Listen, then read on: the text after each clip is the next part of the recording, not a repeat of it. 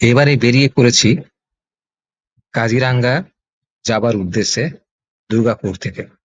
দুর্গাপুর থেকে কাজিরাঙ্গা যেতে হলে প্রথমে দুর্গাপুর থেকে গুয়াহাটি পর্যন্ত ফ্লাইট রয়েছে। 1:15 দুর্গাপুর কাজী নজরুল ইসলাম এয়ারপোর্ট থেকে ছাড়ে এবং গুয়াহাটিতে পৌঁছায় 1 ঘন্টা 40 মিনিট পর।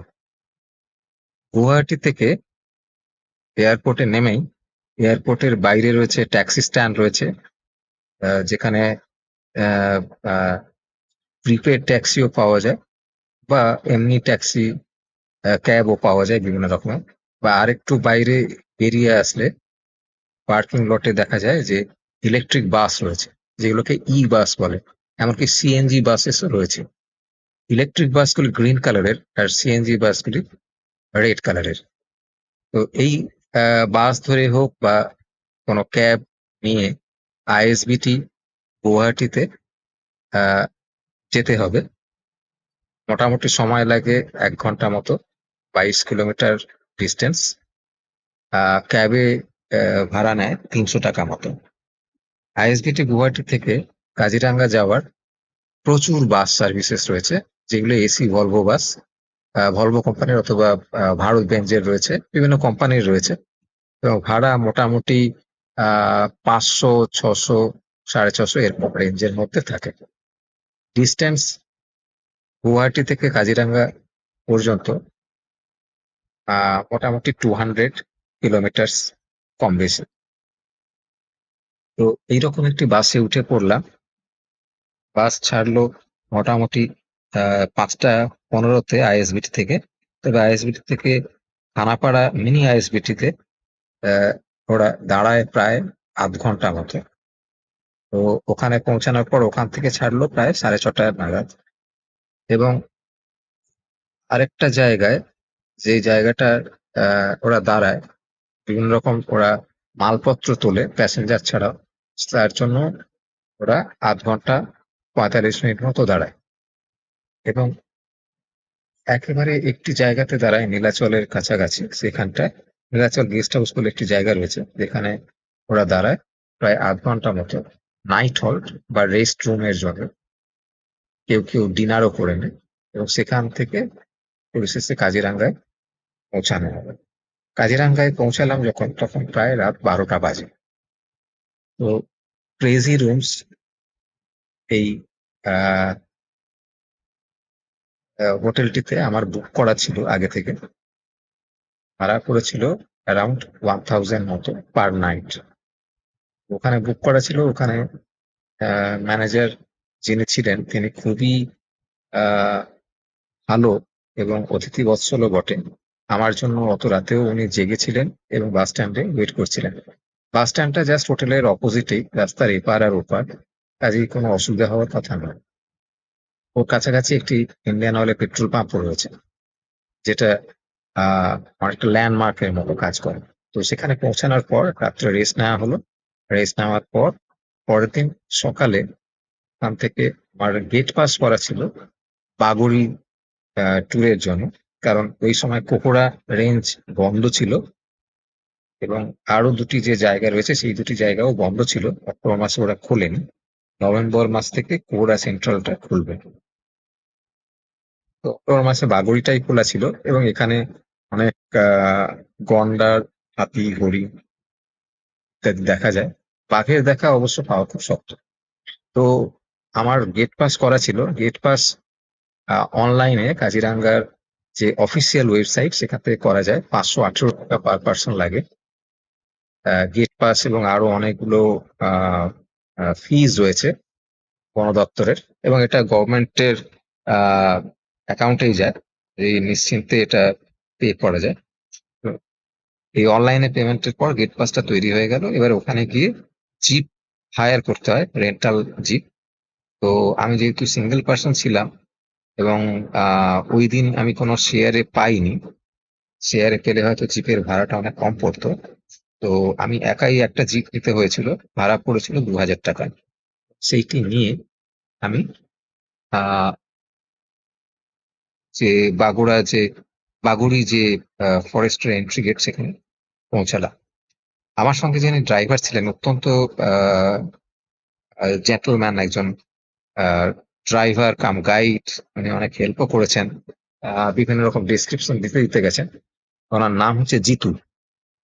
তো জিতু ভাইকে যে কোহরা সেন্ট্রাল পয়েন্ট যে বাস স্টপটা, সেখানেই উনি জিপ নিয়ে থাকেন। ফার্স্ট হাফ এবং সেকেন্ড হাফ দুই হাফেই উনি যান, এবং এক একটা হাফে ওনার একটাই মাত্র ট্রিপ করতে পারেন। সব ড্রাইভারদের ক্ষেত্রে এটা অ্যাপ্লিকেবল। তো এই জিতু ভাইয়ের সঙ্গে আপনারা চাইলে কন্ট্যাক্ট করে নিতে পারেন। তো এইটা করার পর ওখানে ভ্রমণে যখন বাগোড়া পোস্টে গেলাম, বা বাগুড়ি পোস্টে গেলাম, বাগুড়ি পোস্টের থেকে ভেতরের দিকে জিপে করে একটুখানি যেতে না যেতেই গন্ডার, যেটার জন্য আসা, এক শৃঙ্গ গন্ডার কে দেখা পেলাম। মানে খানিকটা দূর থেকে যাচ্ছিল, এবং আহ গন্ডার এবং বিভিন্ন ধরনের হরিণ, হরিণগুলির নাম আমি এই মুহূর্তে মনে করতে পারছি না। হরিণ দেখা পাই, তারপরে বুনো মোষ এর দেখা পাই, হাতি, বুনো হাতিও দেখা পাই।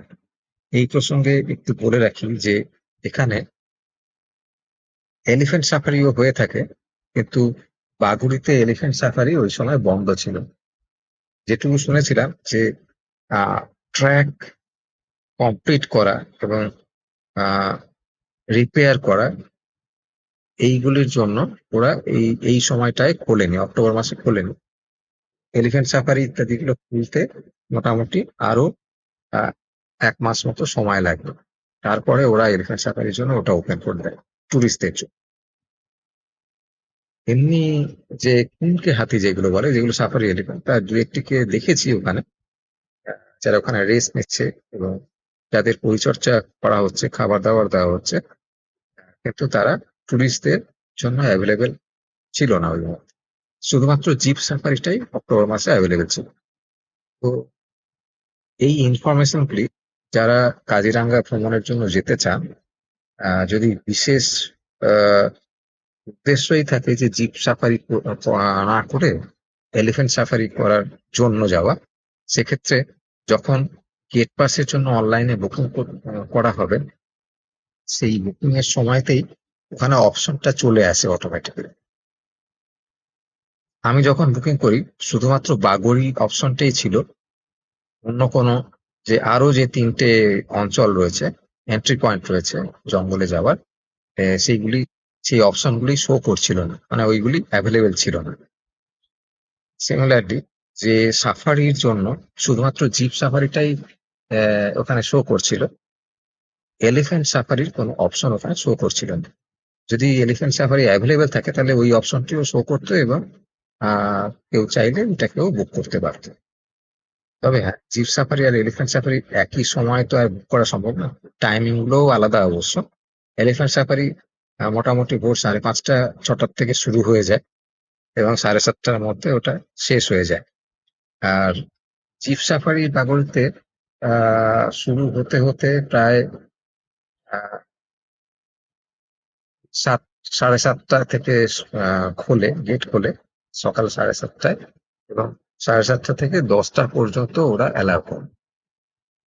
আর সেকেন্ড হাফে শুরু হয় 1:30 থেকে, 1:30 PM থেকে মোটামুটি 3:30 4টে পর্যন্ত ওরা অ্যালাউ করে।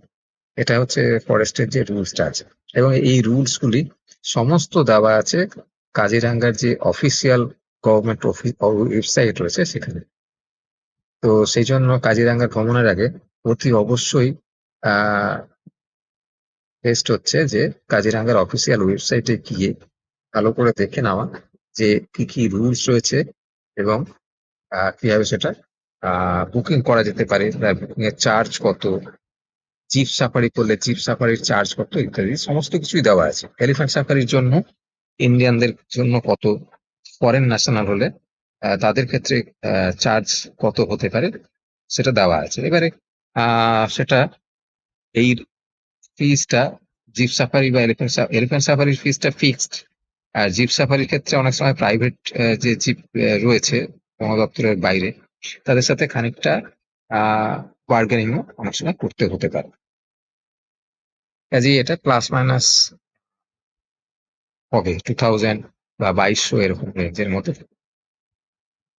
তো এইভাবে আমরা দুটো স্পটে একটা এখানে একটা লেক টাইপের রয়েছে, যে লেকে প্রচুর মাছ রয়েছে, বড় বড় মাছ। তারা প্রায় সময় ঘাই দিচ্ছে এবং বাইরে উঠে আসছে, সেটাও দেখা যাচ্ছিল। এবং সেখানে একটা ওয়াচ টাওয়ারও রয়েছে। এই ওয়াচ টাওয়ার সংলগ্ন ওয়াশরুমের ব্যবস্থাও ওরা চমৎকার রেখে দিয়েছে মেল এবং ফিমেলদের জন্য। এবং এখান থেকে ঘুরে এসে, এই ওয়াচ টাওয়ার থেকে ঘুরে এসে আরেকটি ওই লেকের লেকের আরেকটা রাস্তা রয়েছে, লেকের আরেকটা পাশ দিয়ে যাচ্ছে। সেই পাশটা দিয়েও খানিকটা দূর দিয়ে তারপরে রিটার্ন করবে। মানে একটা লেক রয়েছে বা জলাশয় রয়েছে, বেশ বড়, বিল টাইপের। সেইটারই একটা দিক দিয়ে ঘুরে যাচ্ছে, তারপরে আবার ওখান থেকে রিটার্ন করে এসে আবার অন্য একটা দিক দিয়ে ঘুরে এসে আবার রিটার্ন করে যাচ্ছে। এইভাবে ওরা ঘুরিয়ে দেখায় এবং আবার গেটে ফিরে আসে। এইভাবে বাগুড়ি ট্যুরটাকে কমপ্লিট করার পর আবার আহ, আমার যেখানে হোটেলে স্টে করার ছিল সেখানে ফিরে আসে। ফিরে আসার পর আহ, তারপরে চলে যাই, ওখানে একটি অর্কিড মিউজিয়াম বা অর্কিড গার্ডেন রয়েছে, যেটা আমি যেখানে স্টে করেছিলাম, মানে কোহরা সেন্ট্রাল পয়েন্টের কাছে, সেখান থেকে মোটামুটি 3 কিলোমিটার দূরে। তো ওখানে প্রচুর টোটো অ্যাভেলেবেল রয়েছে। ভাড়া মোটামুটি পড়ে 20 টাকা মতো। আহ, তো একদম পুরো অর্কিড গার্ডেন এর এন্ট্রি পয়েন্ট পর্যন্ত পৌঁছে দেয়। এবারে অর্কিড গার্ডেনের এন্ট্রি পয়েন্টে পৌঁছানোর পর ওখানে একটা এন্ট্রি ফি লাগে। এন্ট্রি ফিজ হচ্ছে 200 পার পার্সন। এবারে এখানে ঢোকার পরে ওখানে অনেকগুলো জায়গা রয়েছে যেগুলো খুব সুন্দরভাবে সাজানো এবং অ্যারেঞ্জ করা, মেনটেন করা। সেই জায়গাটি দেখা যেতে পারে। যেমন 1 নম্বর হচ্ছে অর্কিড গার্ডেন, যেটার নিয়ে এই জায়গাটার নাম। অর্কিড গার্ডেনের মধ্যে প্রচুর ভ্যারাইটিস অফ অর্কিডস ওখানে রয়েছে, দেখতে পাওয়া যাবে। এমনকি সেই অর্কিড গুলোর ফুলও যদি ওই সময় হওয়ার থাকে তাহলে সেই ফুল ফোটা অবস্থাতেও দেখা যেতে পারে। এবং এটা দেখতে অত্যন্ত আহ দৃষ্টিনন্দন। ওইখান থেকে ঘুরে আসার পর তার অপোজিটেই রয়েছে আহ আরেকটি মিউজিয়াম। সেই মিউজিয়ামটি হচ্ছে এই সেভেন সিস্টার্স এর যে ট্র্যাডিশনাল বা কালচারাল যে বিভিন্ন ধরনের মিউজিক্যাল ইনস্ট্রুমেন্টস, বাসনপত্র, অস্ত্র শস্ত্র, বা শাড়ি তৈরির যে বিভিন্ন রকমের টেকনিক ইউজ করা হয়েছে, আহ শাড়ির জন্য যে রং তৈরি করা, ন্যাচারাল কালার্স তৈরি করা, সেইগুলো যে কিভাবে তৈরি করা হয়েছে এবং কি থেকে তৈরি করা হয়েছে, এই সংক্রান্ত একটি মিউজিয়াম রয়েছে। এই সেভেন সিস্টার্স এর মধ্যে আহ আমার যতদূর মনে পড়ছে 37 ভ্যারাইটিস অফ ট্রাইবস রয়েছে ওই অঞ্চলটায়। এবং তাদের যেগুলো মুখ্য ট্রাইবস, তাদের মোটামুটি ভাবে সমস্ত কিছু ধরনের বাসনপত্র রয়েছে, অস্ত্র রয়েছে, গহনা রয়েছে বিভিন্ন ধরনের। এবং তার একটি ম্যাপও এখানে একটা ক্লিপের মধ্যে তুলে রাখা আছে। আপনারা চাইলে সেটা দেখতে পারেন। এই ম্যাপটা বেশ সুন্দরভাবে ডিসক্রাইব করা রয়েছে যে কি ধরনের ট্রাইবস রয়েছে। এই মিউজিয়ামটি পেরিয়ে দেখা হয়ে গেলে, এবং এই মিউজিয়ামটিতে আরেকটি বৈশিষ্ট্য বলে নিই, এই মিউজিয়ামটিতে ওদের নিজস্ব গাইড রয়েছে।